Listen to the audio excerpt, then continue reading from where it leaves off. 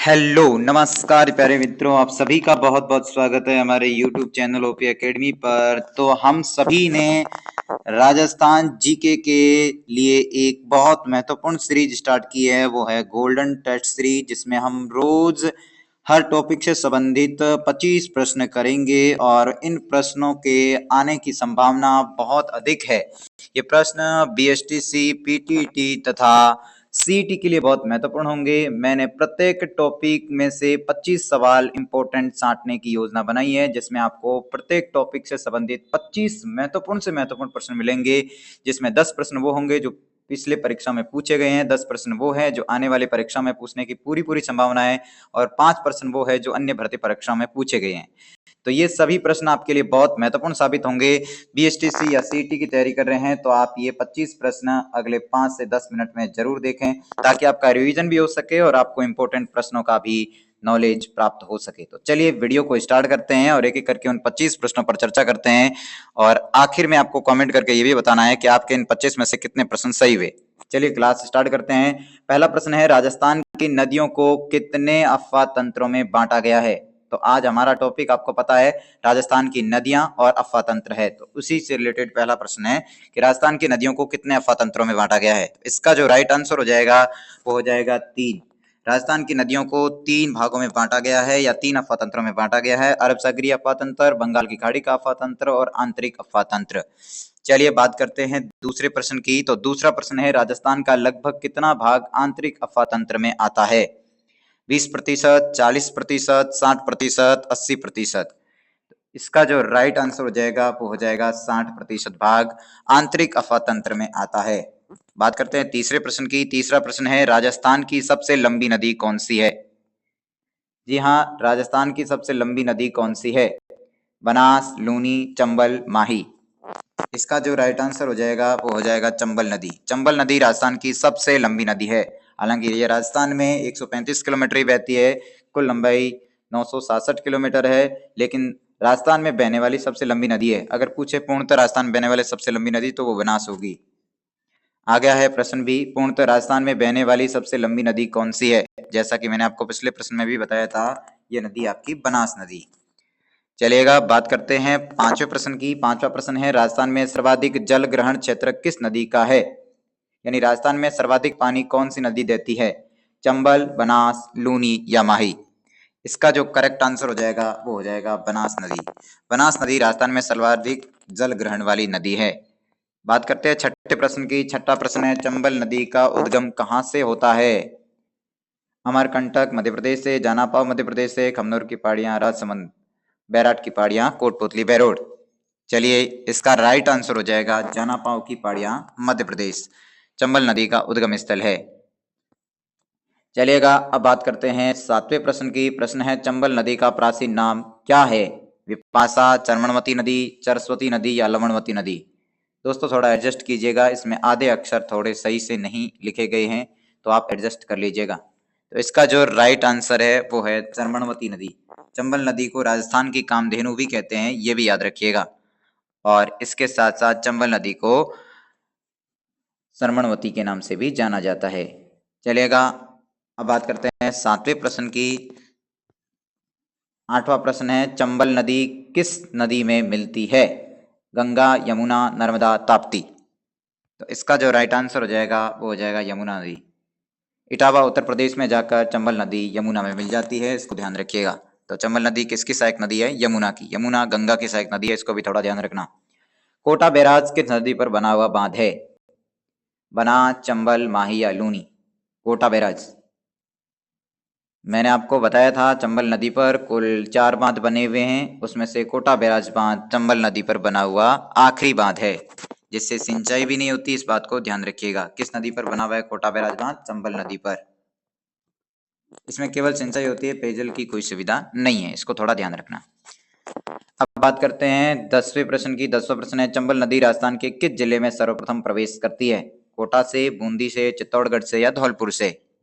तो correct answer है सी, चंबल नदी है वो राजस्थान में 84गढ़ चित्तौड़गढ़ से प्रवेश करती है। इसी के ऊपर चूलिया जलप्रपात बना हुआ है, जो राजस्थान का सबसे ऊंचा जलप्रपात है, 84गढ़ चित्तौड़गढ़ के अंदर।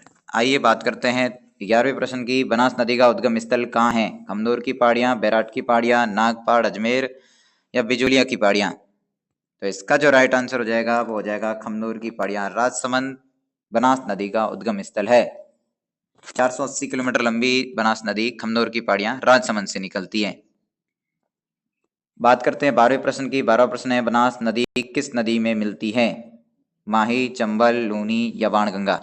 इसका जो करेक्ट आंसर हो जाएगा वो हो जाएगा चंबल। याद रखिएगा, बनास नदी चंबल की ही सहायक नदी है। चंबल, बनास और खारी, बनास, डाई और खारी, ये राजस्थान के अंदर कई त्रिवेणी संगम भी बनाती है। वो अपन अगले वीडियो में डिस्कस करने वाले हैं। अब बात करते हैं 13वें प्रश्न की। तो 13वां प्रश्न है, वन की आशा किस नदी को कहा जाता है? चंबल, लूनी, बनास, माही। आप थोड़ा इसको नाम को भी उच्चारित करेंगे तो पता लग जाएगा। वन आस यानी वन की आशा, बनास। तो इसका राइट आंसर हो जाएगा बनास। बनास को वन की आशा कहा जाता है। वन की आशा, वर्णाशा आदि नामों से जाना जाता है। बिसलपुर बांध किस नदी पर बना हुआ है? बनास, लूनी, माही, चंबल। तो बिसलपुर बांध बनास नदी पर बना हुआ है, टोंक के अंदर। इसको भी थोड़ा याद रखिएगा। बिसलपुर कस्बा विग्रहराज चतुर्थ ने बचाया था। बिसल देव भी कहते हैं विग्रहराज चतुर्थ को।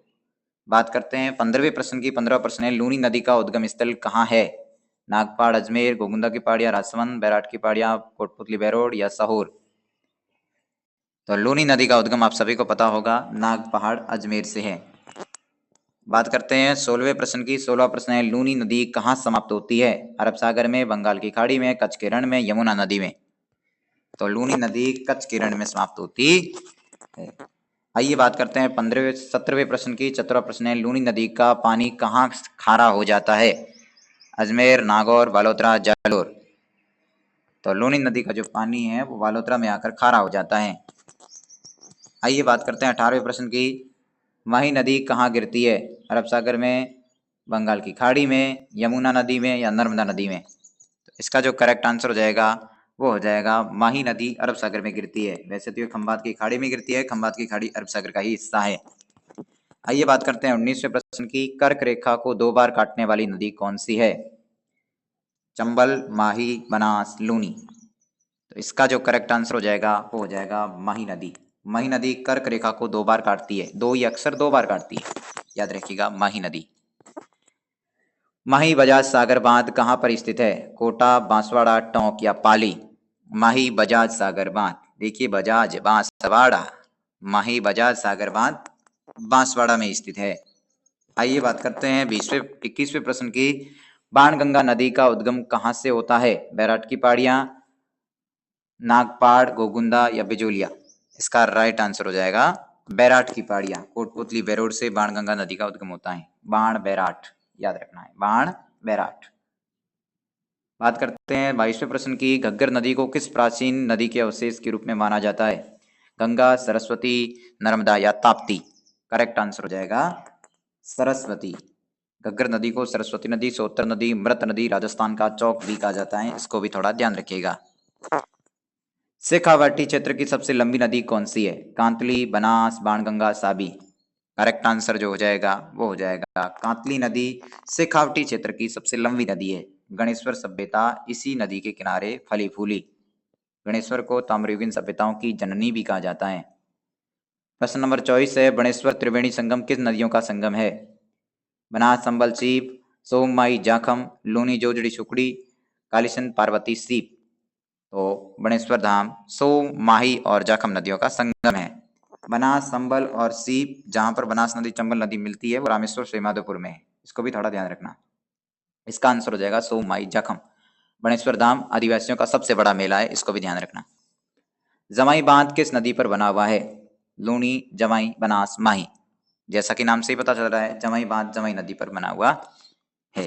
तो ये थे टॉप 25 प्रश्न। आपके कितने सही हुए कमेंट में जरूर बताना और आगे गोल्डन सीरीज से जुड़े रहना। आगे टॉपिक वाइज राजस्थान जीके की कला, संस्कृति, इतिहास और भूगोल के 25-25 प्रश्न हर टॉपिक से करने वाले हैं।